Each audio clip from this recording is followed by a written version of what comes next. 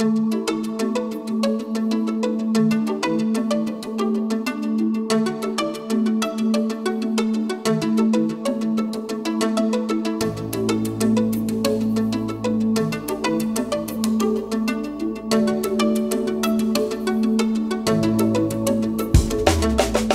the last 12 years, the Rainmaker Institute has worked with and consulted to over 9,000 attorneys all across the country in virtually every single practice area imaginable, and I believe every single state at this point.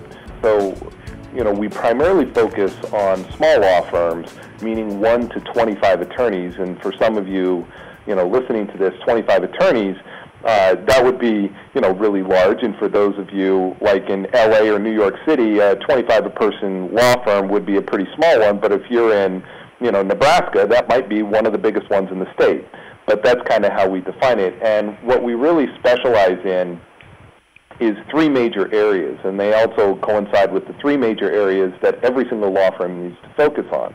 And the 3 areas are lead generation, lead conversion, client retention. In fact, if you were to go inside or look inside your law firm, or if I were to come in and analyze that, probably within about 1 to 2 hours, I could tell you exactly what's going on and what's going wrong and what's going right in your law firm based on analyzing these 3 areas. Lead generation is getting more leads into the top of the funnel.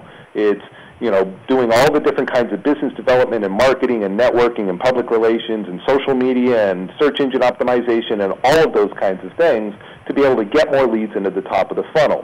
And oftentimes that's the very first thing that law firms look at, and oftentimes that's as far as they get.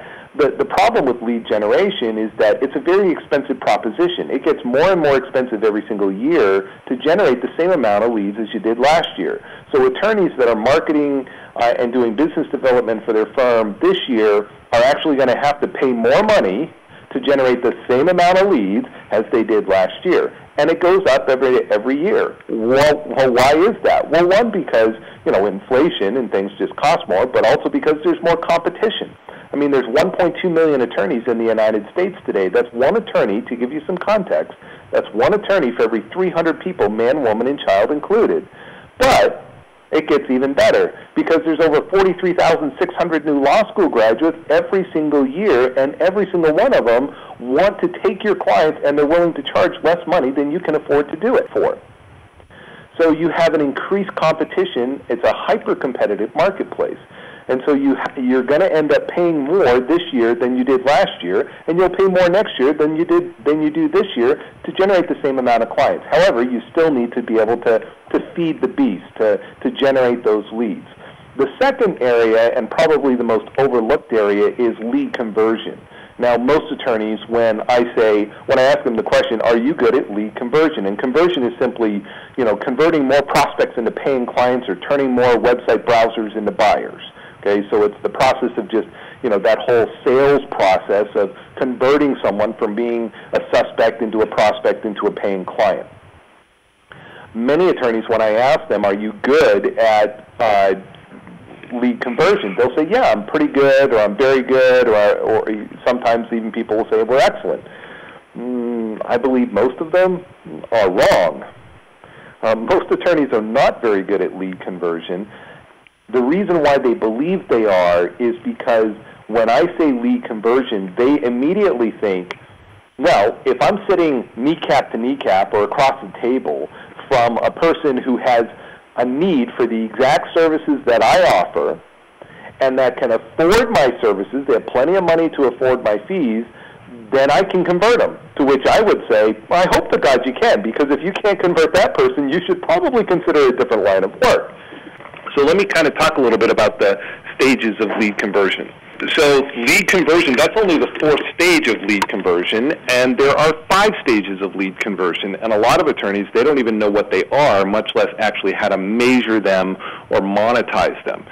So the very first stage in lead conversion is measuring how many leads come into the top of the funnel. The second stage is how many of those leads turn into appointments.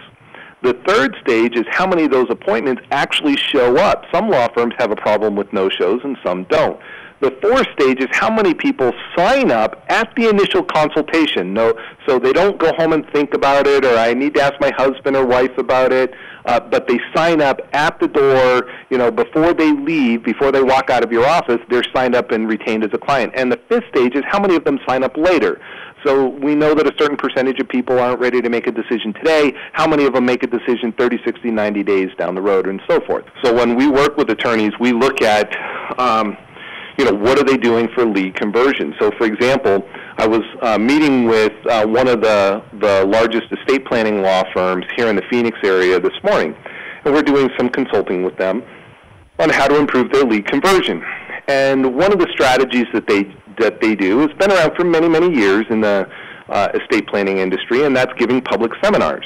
Now, they do it a lot bigger scale than most law firms that I'm familiar with, in that they do 4 to 6 a month, and they might get, anywhere from 10 to 50 people at an event. And we started going through and crunching their numbers, crunching their data, and they found that, this is a free seminar, so it's pretty typical, in their industry to give a free seminar, and it's usually about 2 hours long. They'll do some during the day, some during the evening, and they get about 82% of their people attending. So when they have 100 people that, for example, if they have 100 people that sign up to attend the seminar, and it's free, they get about 82% of them, or 82, who actually show up to the seminar, which isn't bad. There's no complaint there. But then they only got about 45% to sign up for an initial consultation. Okay, so they got about 45% that signed up to do some sort of a free initial consultation to examine whether or not they were a candidate for an estate plan. However, they only had about 26% of those that actually signed up to be a client. And so when you look at all the way down their actual conversion out of about 460 people that they generated, these leads that they generated to attend these seminars, they only converted 42 of them into paying clients, which gives them a conversion rate of how much?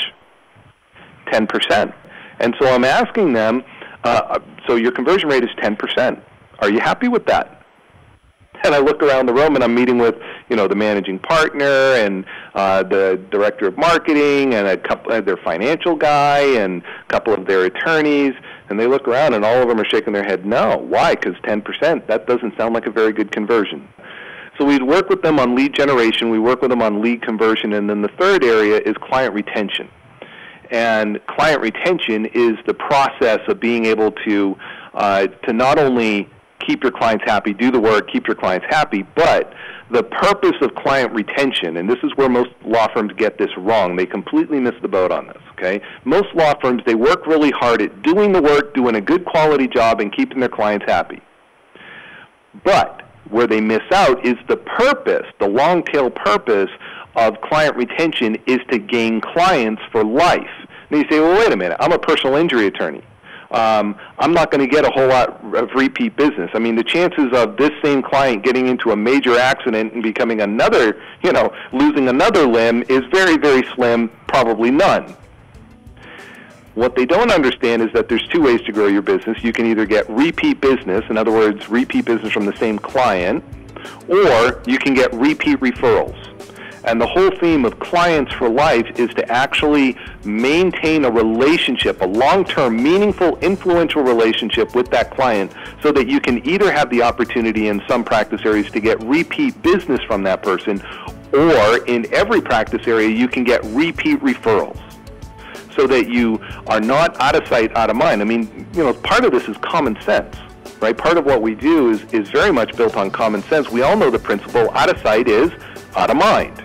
And so if you don't stay in contact with someone, then it's going to be very difficult for them to refer you to their cousin or their uncle or their neighbor or their colleague when they're in a car accident, or when they need an estate plan, or when they're going through a divorce, or when their home is going to be foreclosed on, or whatever your legal challenge is that you help them solve. So those are the three major areas that every single law firm need to focus on. And if they understand that most of their problems, not all, but most of their problems, are contained in either lead generation, lead conversion, or client retention.